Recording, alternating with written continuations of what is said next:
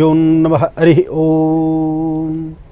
शुक्लांबरधरं विष्णुं शशिवर्णं चतुर्भुजं प्रसन्नवदनं ध्यायेत् सर्वविघ्नोपशान्तये अगजाननपद्मार्कं गजाननमहर्निशम् अनेकदन्तभक्तानाम् एकदन्तमुपास्महे।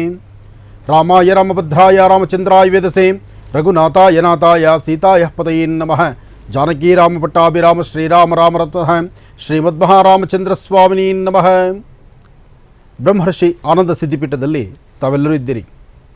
ಸಮಸ್ತ ವೀಕ್ಷಕ ಬಂಧುಗಳೇ, ಯುಗಾದಿ ಹಬ್ಬದ ಶುಭಾಶಯಗಳನ್ನು ತಮ್ಮೆಲ್ಲರಿಗೂ ತಿಳಿಸ್ತಾ, ಬ್ರಹ್ಮರ್ಷಿ ಆನಂದ ಸಿದ್ಧಿಪೀಠದಿಂದ ಇವತ್ತು ನಾನು ನಿಮ್ಮೊಂದಿಗೆ, ಯಾಕೆಂದರೆ ಇಂತಹ ಒಂದು ವಿಶೇಷವಾಗಿರತಕ್ಕಂಥ ಕಾರ್ಯಕ್ರಮ ಪ್ರತಿಯೊಬ್ಬರಿಗೂ ಸಂತಸ ಸಂಭ್ರಮ. ನಾಡಿನೆಲ್ಲೆಡೆ ಇವತ್ತಿನ ದಿವಸ ಯುಗಾದಿ ಹಬ್ಬವನ್ನು ಬಹಳ ಅರ್ಥಪೂರ್ಣವಾಗಿ ಆಚರಣೆ ಮಾಡ್ತಾರೆ. ಯುಗಾದಿ ಅಂದರೆ ಯುಗದ ಆದಿ ಅಂತ. ಯುಗದ ಆದಿ ಅಂದರೆ ಯುಗದ ಆದಿ ಪ್ರಾರಂಭದ ದಿನ, ಅಂದರೆ ಯುಗ ಪ್ರಾರಂಭವಾದಂಥ ದಿನ. ಪ್ರತಿಯೊಂದು ಬ್ರಹ್ಮನ ಕಲ್ಪನೆಗಳಲ್ಲಿ ಈ ಸೃಷ್ಟಿ ಸ್ಥಿತಿ ಲಯ ಎಲ್ಲವೂ ಬಹಳ ವಿಶೇಷವಾಗಿರ್ತಕ್ಕಂಥದ್ದು. ಬ್ರಹ್ಮ ಹೊಸ ಪರಿಚಯವನ್ನು, ಹೊಸದಾದಂಥ ಲೆಕ್ಕವನ್ನು ಬರೀತಕ್ಕಂಥ ದಿನ.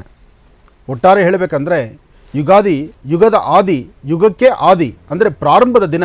ಈ ಶುಭ ಮುಹೂರ್ತದಲ್ಲಿ ತಮ್ಮೆಲ್ಲರಿಗೂ ಶುಭಾಶಯಗಳು. ಸಮಸ್ತ ವೀಕ್ಷಕ ಬಂಧುಗಳಿಗೂ ಹಾಗೂ ಎಲ್ಲ ಸಿಬ್ಬಂದಿ ವರ್ಗಕ್ಕೂ ಸಹಿತ ಯುಗಾದಿ ಹಬ್ಬದ ಶುಭಾಶಯಗಳನ್ನು ಹೇಳ್ತಾ, ಯುಗಾದಿ ಆಚರಣೆ ನಮ್ಮ ಭಾರತ ದೇಶದಲ್ಲಿ ಬಹಳ ಅರ್ಥಪೂರ್ಣವಾಗಿದೆ. ಯುಗಾದಿಯ ಸಂಭ್ರಮ ಎಲ್ಲ ಕಡೆ ಮನೆ ಮಾಡಿದೆ. ಆದರೆ ಈ ವರ್ಷದ ಯುಗಾದಿ ಒಂದಿಷ್ಟು ಜನಕ್ಕೆ ಕಣ್ಣೀರು ತರಿಸಿದೆ.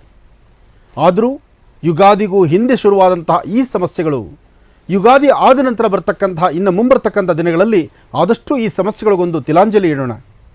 ಯುಗಾದಿ ಆದ ನಂತರ ಬರ್ತಕ್ಕಂತಹ ಒಂದೊಂದು ದಿನವೂ ಸಹಿತ ಅರ್ಥಪೂರ್ಣವಾಗಿರಲಿ. ಸೃಷ್ಟಿ ಸ್ಥಿತಿ ಲಯ ಎಲ್ಲವೂ ಸಹಿತ ಅವನ ಅಧೀನ. ಹಾಗಾಗಿ ಸಮಸ್ಯೆ ಬರಲಿ, ಸುಖ ಸಂತೋಷ ಇರಲಿ, ಎಲ್ಲಕ್ಕೂ ನೀನೇ ತಂದೆ ಕಾರಣ ಅಂತ ಹೇಳಬೇಕು. ವೆಂಕಟೇಶೋ ವಾಸುದೇವೋ ಪ್ರದ್ಯುಮ್ನೋ ಅವಿತ ವಿಕ್ರಮ ಸಂಕರ್ಷಣ ಅನಿರುದ್ಧಶ್ಚ ಶೇಷಾದ್ರಿ ಪತಿರೇವಚ. ಗೋವಿಂದ ಗೋವಿಂದ.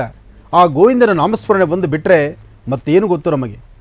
ಅದರಿಂದ ನಾವು ಸಾಧ್ಯವಾದಷ್ಟು ಪ್ರತಿಯೊಬ್ಬರು ಸಹಿತ ಈ ಸೃಷ್ಟಿನಲ್ಲಿ ವಾಸ ಮಾಡ್ತಕ್ಕಂಥ ಪ್ರತಿಯೊಬ್ಬರು ಒಂದು ಅಗೋಚರವಾಗಿರ್ತಕ್ಕಂಥ ಶಕ್ತಿ ಇದೆ ಅಂತ ನಂಬಿರ್ತಕ್ಕಂಥವ್ರು ನಾವು. ಜೊತೆಗೆ ಹೊಸ ವರ್ಷ ಯುಗಾದಿ, ಹೊಸ ವರ್ಷ. ಈ ಹೊಸ ವರ್ಷ ಹೊಸತನ್ನು ತರ್ತಕ್ಕಂಥದ್ದು. ಹೊಸತನ್ನು ತರುವಂತಹ ಈ ಶುಭ ಸಂದರ್ಭದಲ್ಲಿ ನಿಮ್ಮೆಲ್ಲರಿಗೂ ಸಹಿತ ಶ್ರೇಯಸ್ಸುಂಟಾಗಲಿ, ಪ್ರತಿಯೊಬ್ಬರಿಗೂ ಸಹಿತ ಯಶಸ್ಸಿರಲಿ. ಯಶಸ್ಸಿನ ಹಾದಿಯಲ್ಲಿ ನಾವು ನೀವೆಲ್ಲರೂ ಸಹಿತ ಕಳೆಯೋಣ. ಹೀಗೆ ಈ ವರ್ಷದ ಯುಗಾದಿ ಹಬ್ಬ ಒಂದಷ್ಟು ಜನಕ್ಕೆ ಸಂತಸ ಸಂಭ್ರಮ ಇದೆ, ಮತ್ತಷ್ಟು ಜನಕ್ಕೆ ಕಣ್ಣೀರು ಹಾಕಿಸ್ತಾ ಇದೆ. ಏನೇ ಆದರೂ ಪ್ರತಿಯೊಬ್ಬರು ಸಹಿತ ಸೃಷ್ಟಿಯಲ್ಲಿ ಅಧಿದೇವತೆಯಾದಂಥ ವನದುರ್ಗೆಯನ್ನು, ಮಹಾಲಕ್ಷ್ಮೀನಾರಾಯಣನ, ಲಕ್ಷ್ಮೀ ವೆಂಕಟೇಶ್ವರನ, ಸಾಂಬ ಸದಾಶಿವನ್ನ ಎಲ್ಲರೂ ಪ್ರಾರ್ಥನೆ ಮಾಡಬೇಕು. ಆ ಪ್ರಾರ್ಥನೆಯಿಂದ ಮಾತ್ರ ಸಾಧ್ಯ ಪ್ರತಿಯೊಬ್ಬರು ಸಹಿತ ಈ ಸೃಷ್ಟಿನಲ್ಲಿ ಸುಖ ಸಂತೋಷ ನೆಮ್ಮದಿಯಿಂದ ಇರತಕ್ಕಂಥದ್ದು. ಈಗಾಗಲೇ ಬಿಸಿಲಿನ ಧಗೆ ಸಾಕಷ್ಟು ಇದೆ. ಈ ಬಿಸಿಲಿನ ಧಗೆ ಜಾಸ್ತಿ ಆದ್ದರಿಂದ ಈ ಪ್ರಕೃತಿ ಮಾತೆ ಸಹಿತ ಎಲ್ಲೋ ಒಂದು ಕಡೆ ಮುನಿದಿದ್ದಾಳೇನೋ, ಮನಸ್ಸು ತೋರಿಸ್ತಿದ್ದಾಳೇನೋ ಎಂಬಂಥ ರೀತಿ ಪ್ರತಿಯೊಬ್ಬರಿಗೂ ಸಹಿತ ಭಾಸವಾಗ್ತಾ ಇದೆ. ಆದರೂ ಈ ಸೃಷ್ಟಿ ಸ್ಥಿತಿ ಲಯ ಎಲ್ಲವೂ ಅವನ ಅಧೀನವೇ. ಹಾಗಾಗಿ ಪ್ರತಿಯೊಬ್ಬರು ಸಹಿತ ಪ್ರಾರ್ಥನೆ ಸಲ್ಲಿಸಬೇಕು. ಆ ಪ್ರಾರ್ಥನೆಯಿಂದ ಮಾತ್ರ ಸಾಧ್ಯ ಈ ವರ್ಷದ ವಿಶೇಷವಾಗಿರ್ತಕ್ಕಂಥ ಶುಭ ಸನ್ನಿವೇಶ. ಸಂವತ್ಸರದಲ್ಲಿ ಸಮಸ್ತರಿಗೂ ಸಕಲರಿಗೂ ಸಹಿತ ಸನ್ಮಂಗಳ ಉಂಟಾಗಬೇಕು. ಜೊತೆಗೆ ಭಗವಂತನ ಪ್ರಾರ್ಥನೆ ಬೇಕು. ಎಲ್ಲೆಲ್ಲೂ ಸಹಿತ ಅಲ್ಲೋಲ ಕಲ್ಲೋಲವಾಗ್ಬಿಟ್ಟಿದೆ. ಏನೇ ಆದರೂ ಭಗವಂತ ಕಣ್ ತೆಗೆದು ನೋಡಿದ್ರೆ ಯಾವುದೂ ಅಸಾಧ್ಯವಲ್ಲ. ಆದರೆ ನಂಬಬೇಕು. ಆ ನಂಬಿಕೆ ಇದೆಯಲ್ಲ, ಅದು ಬಹಳ ಮುಖ್ಯವಾಗಿರ್ತಕ್ಕಂಥದ್ದು. ನಂಬಿದ್ರೆ ಯಾವತ್ತೂ ಕೈ ಬಿಡೋದಿಲ್ಲ ಭಗವಂತ. ಅದರಿಂದ ಸೃಷ್ಟಿ ಸ್ಥಿತಿ ಲಯ ಪ್ರತಿಯೊಬ್ಬರು ಸಹಿತ ಅವನ ಅಧೀನದಲ್ಲಿ ನಾವಿದ್ದೇವೆ. ಈ ಸುಂದರವಾದಂಥ ಪ್ರಕೃತಿಯಲ್ಲೂ ಸಹಿತ ಪ್ರಕೃತಿಯಲ್ಲಿರ್ತಕ್ಕಂಥ ಜಲಚರಗಳು, ಪ್ರಾಣಿ ಪಕ್ಷಿಗಳು, ದನಕರುಗಳು ಎಲ್ಲರೂ ಸಹಿತ ಸರಿಸಮಾನವಾದಂಥ ಬದುಕನ್ನು ಸಾಗಿಸಬೇಕು. ಬರೀ ನಮ್ಮೊಬ್ಬರ ಬದುಕು ಸಾಲದು, ನಾವೊಬ್ಬರು ಬದುಕಿದ್ರೆ ಸಾಲದು. ಈ ಸೃಷ್ಟಿಯಲ್ಲಿರ್ತಕ್ಕಂಥ ಪ್ರತಿಯೊಬ್ಬರು ಬದುಕಬೇಕು. ಆ ಪ್ರತಿಯೊಬ್ಬರೂ ಪ್ರತಿಯೊಂದು ಜೀವರಾಶಿಗಳು ಸಹಿತ ಬದುಕಲಿಕ್ಕಾಗಿ ಆ ಮನುಷ್ಯನ ಮನುಷ್ಯತ್ವದ ಗುಣ ಬೇಕು. ಅದಕ್ಕಾಗಿ ಈ ಒಂದು ಹೊಸ ವರ್ಷದ ಶುಭ ಸನ್ನಿವೇಶದಲ್ಲಿ ಪ್ರತಿಯೊಬ್ಬರು ಸಹಿತ ಅರ್ಥ ಮಾಡಿಕೊಂಡು ಇನ್ನು ಮುಂದೆ ಬರ್ತಕ್ಕಂಥ ದಿನಗಳಲ್ಲಾದರೂ ಹಾಕುವ ಪ್ರತಿಯೊಂದು ಹೆಜ್ಜೆಯು ಸಹಿತ ಜೋಪಾನ ಇರಬೇಕು. ನಮ್ಮಂತೆ ಪ್ರಾಣಿ ಪಕ್ಷಿಗಳು ದನಕರುಗಳು ಸಹಿತ ಬದುಕಲಿ ಎಂಬತಕ್ಕಂಥ ಮನಸ್ಸು ಸಂಕಲ್ಪ ಇರಬೇಕು.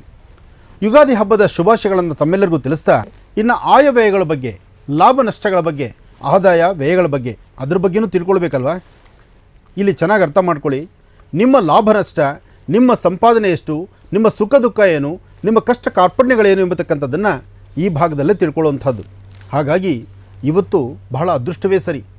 ಹೊಸ ವರ್ಷ, ಹೊಸತನ, ಎಲ್ಲೆಲ್ಲೂ ಸಹಿತ ಹಚ್ಚ ಹಸಿರು.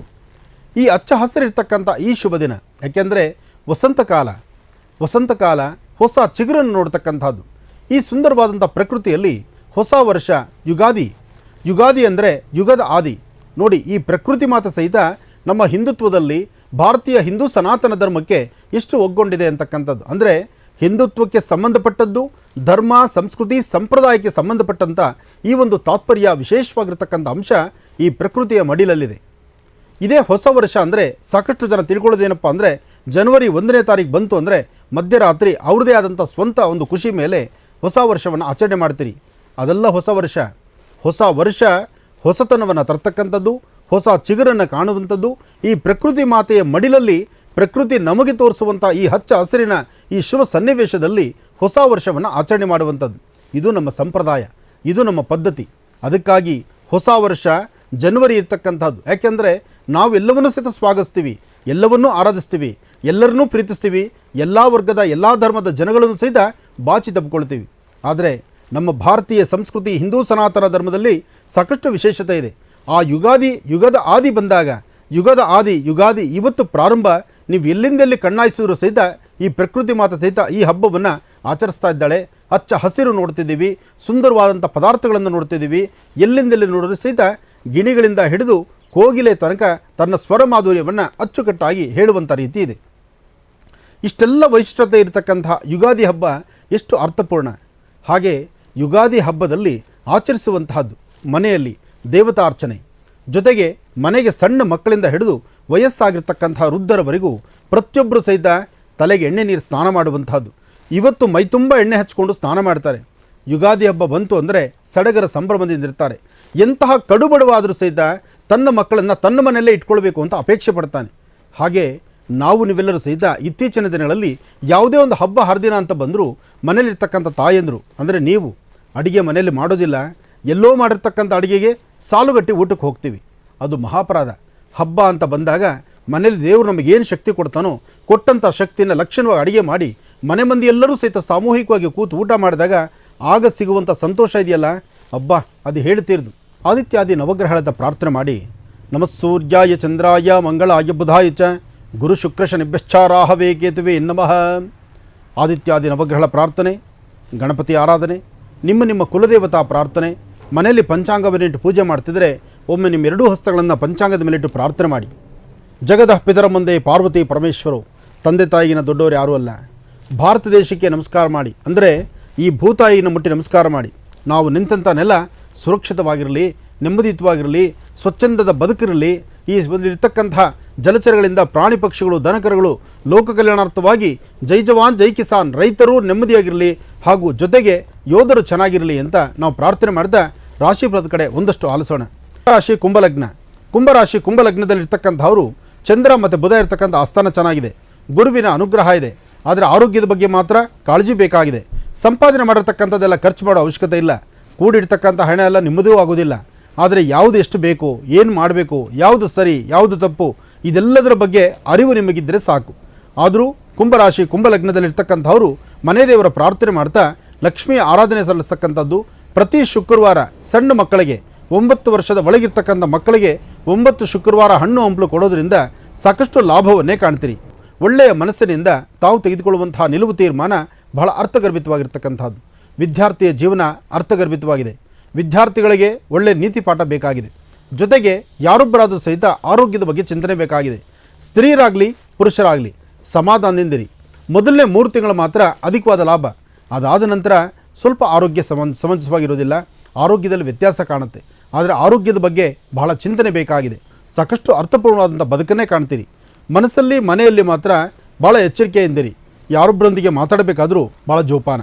ಒಂದಿಷ್ಟು ಆಲೋಚನೆ ಮಾಡಿ ಒಳ್ಳೆಯ ಸನ್ಮಾರ್ಗದತ್ತ ನಡೆದಿದ್ದೆ ಆದರೆ ಸಾಕಷ್ಟು ಲಾಭವನ್ನು ಸಿದ್ಧಿಪಡಿಸ್ಕೊಳ್ತೀರಿ. ಹಾಗೆ ಮನೆ ಆಗಲಿ ಅಥವಾ ವಾಸ್ತುಗೃಹ ಆಗಲಿ, ಆಫೀಸ್ ಆಗಲಿ, ಕಚೇರಿಗಳಾಗಲಿ, ಎಲ್ಲಿ ಏನೇ ಕೆಲಸ ಕಾರ್ಯಗಳನ್ನು ಮಾಡಬೇಕಾದ್ರೂ ಆ ಕೆಲಸಗಳ ಬಗ್ಗೆ ನಿಮ್ಮ ಇಂಟ್ರೆಸ್ಟ್ ಎಷ್ಟಿದ್ದರೆ ಅಷ್ಟೆಲ್ಲ ಲಾಭವನ್ನು ತಂದುಕೊಳ್ತೀರಿ. ವ್ಯಾಪಾರ ವ್ಯವಹಾರದಲ್ಲಿ ಮಾತ್ರ ಒಂದಿಷ್ಟು ಜೋಪಾನ ಇರಲಿ. ಮನಸ್ಸಲ್ಲಿರ್ತಕ್ಕಂಥ ಆಸೆ ಆಕಾಂಕ್ಷೆಗಳನ್ನು ಮತ್ತಷ್ಟು ಅಭಿವೃದ್ಧಿಪಡಿಸ್ಕೊಳ್ಳೋದಕ್ಕೋಸ್ಕರ ತಾವು ಏನು ಶ್ರಮಿಸ್ತೀರೋ ಶ್ರಮಕ್ಕೆ ತಕ್ಕ ಪ್ರತಿಫಲವನ್ನು ಕಾಣ್ತೀರಿ. ಇವತ್ತು ತಾಯಿ ಭುವನೇಶ್ವರಿ ರಾಜರಾಜೇಶ್ವರಿನ ಪ್ರಾರ್ಥನೆ ಮಾಡಿ ಮನೆ ದೇವರ ಆಶೀರ್ವಾದ, ಜನ್ಮ ಕೊಟ್ಟ ತಾಯಿಯ ಪಾದ ಮುಟ್ಟಿ ನಮಸ್ಕಾರ ಮಾಡ್ತಕ್ಕಂಥದ್ದು. ಜಗದ ಪಿತರ ಮುಂದೆ ಪಾರ್ವತಿ ಪರಮೇಶ್ವರು, ತಂದೆ ತಾಯಿ ಪಾದ ಮುಟ್ಟಿ ನಮಸ್ಕಾರ ಮಾಡ್ತಕ್ಕಂಥದ್ದು. ಮೊದಲಿನ 3 ತಿಂಗಳು ಮಾತ್ರ ಒಂದಿಷ್ಟು ಇಕ್ಕಟ್ಟಿರಬಹುದು. ಮುಂದಿನ 3 ತಿಂಗಳ ನಂತರ ಸಾಕಷ್ಟು ಲಾಭವನ್ನೇ ಕಾಣ್ತೀರಿ. ಸಾಕಷ್ಟು ಕಷ್ಟ ನೋಡಿದ್ದೀರಿ, ಕಷ್ಟ ಕಾರ್ಪಣ್ಯಗಳು ಸಾಕಷ್ಟು ಆದ್ದರಿಂದ ಸಂವತ್ಸರದಲ್ಲಿ ಅಷ್ಟೇ ಅಭಿವೃದ್ಧಿಯನ್ನು ಕಾಣ್ತೀರಿ. ಆದರೆ ಎಚ್ಚರಿಕೆಯಿಂದಿರಿ, ಯಾರೊಬ್ಬರನ್ನು ನಂಬೋದು ಬೇಡ. ನಂಬಿ ಕೆಡೋದಕ್ಕಿಂತ ಭಗವಂತ ನಮ್ಮ ಕೊಟ್ಟಷ್ಟೇ ಸಾಕು ಅಂತ ತಿಳ್ಕೊಳ್ತಕ್ಕಂಥದ್ದು ಭಾಳಷ್ಟು ಉತ್ತಮ. ಒಳ್ಳೆಯದಾಗಲಿ, ಶುಭವಾಗಲಿ.